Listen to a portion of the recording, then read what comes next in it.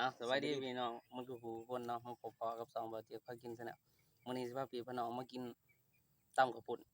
ใส่หัวหอยแล้วก็ใส่ตีนไก่เนาะมากับ แพงอีดูเซนอ่ะยอมันเข้าไปพี่น้อง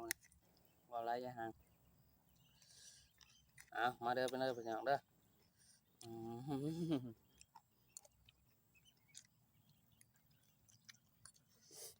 แซ่บไปเลยเนาะ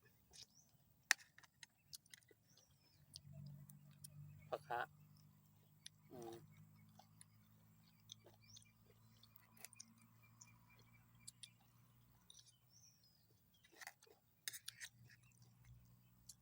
สุดยอดพี่น้องบอกได้คำเดียวว่าสุดยอด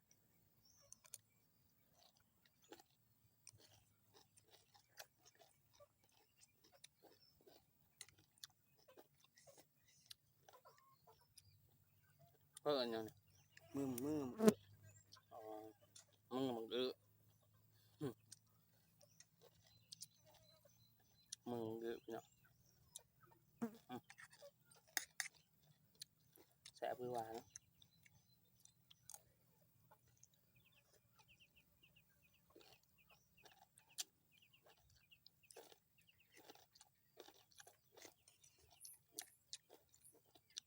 เพราะไอ้เสลี่มันจะเป็นกรุบๆ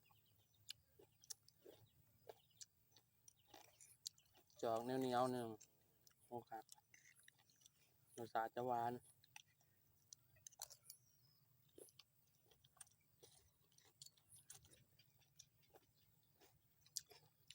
เจ้าสิมันจะบอกพี่เนาะมาเรื่องพี่น้องเด้อ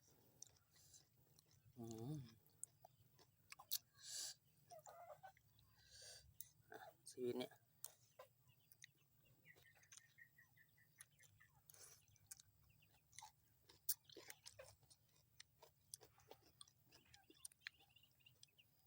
แซ่บไปเลยเนาะ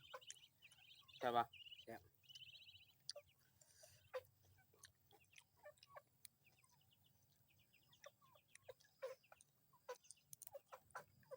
บรรยากาศก็ดีขนาดเนาะ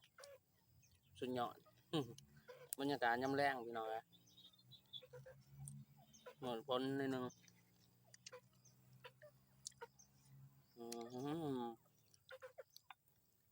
มันดีไหมเนาะ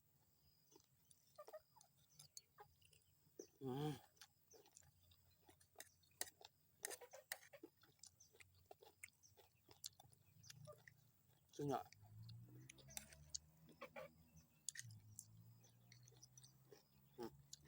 หัวหอย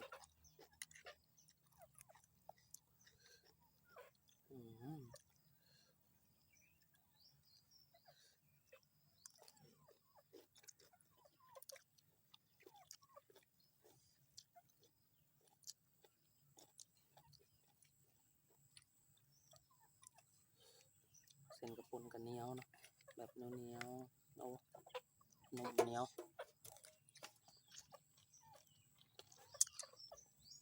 สุดยอด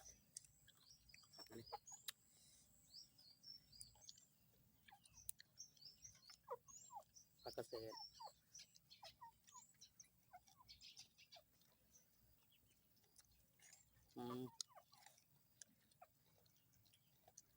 น้ำกินสดเต็มบวงนึงมันจะ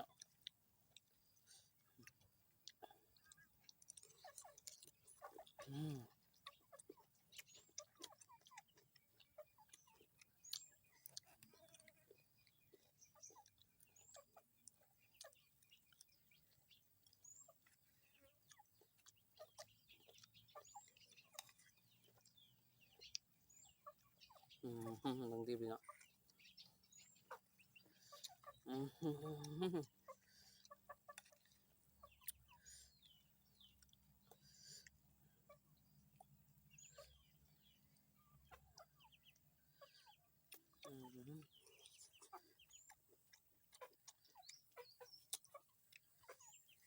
ไปไปเลยไปเลย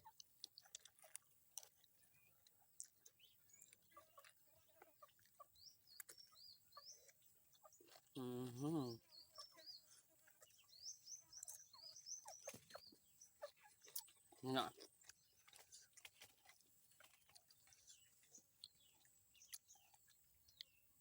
มีหอยน้ำ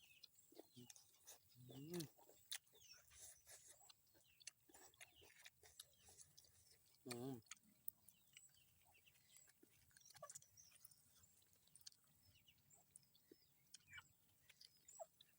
ปิ้งไก่กับต้มเปื่อยเนาะพี่เนาะ กระโดดมาอยู่น้ำเพิ่นเทื่อนึงไป มื้อนี้วางเนาะ มัน แล้วเอาบ่ดำนา ยังแหละ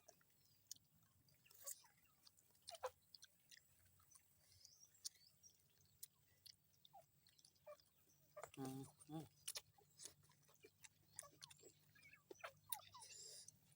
ขักกะเลยขักกะเลย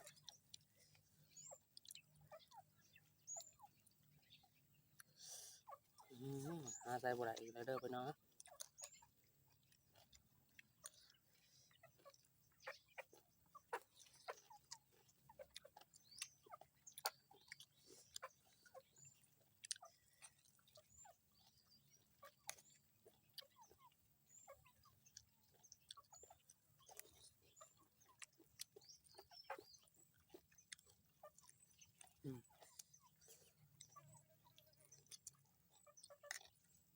ขักกะเลยเนาะ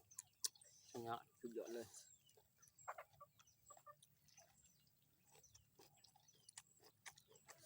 เด้พี่น้อง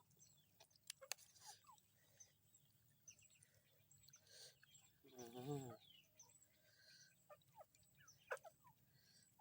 นะอืม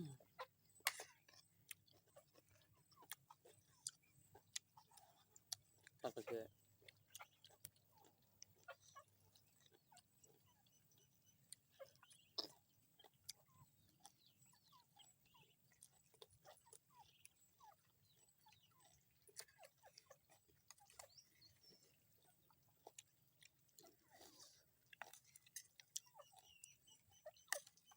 อืม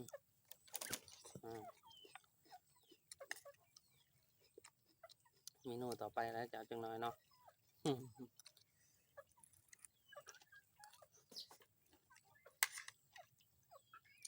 อืม อบไก่กับน้ำปลาที่เสียบเนาะ เกิดเป็นวะ มันเป็นเนาะเคยเห็นในกระบอกแซ่บเคยกินอยู่ แซ่บเนาะ กะไรกะไร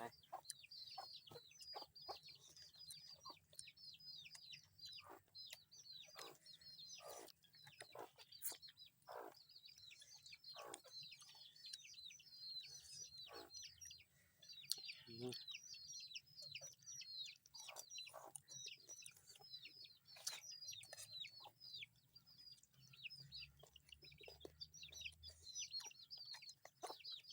อืม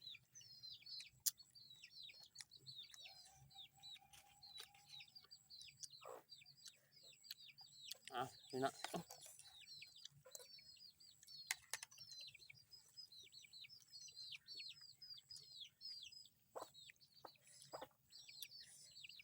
ยังไงผักเนาะ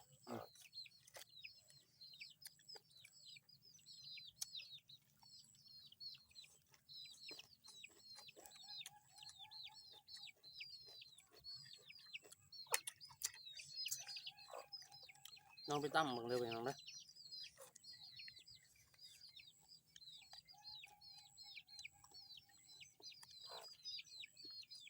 บางคนอาจจะหมักเผ็ดกว่านี้นะนี่พอดีเนาะบ่เผ็ดแล้วก็บ่ยังปานใด แซ่บบึ้งเนาะสุดยอดเด้อ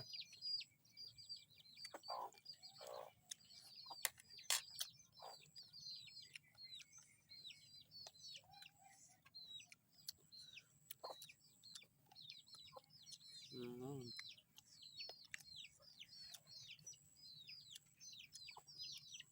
นี่เนาะ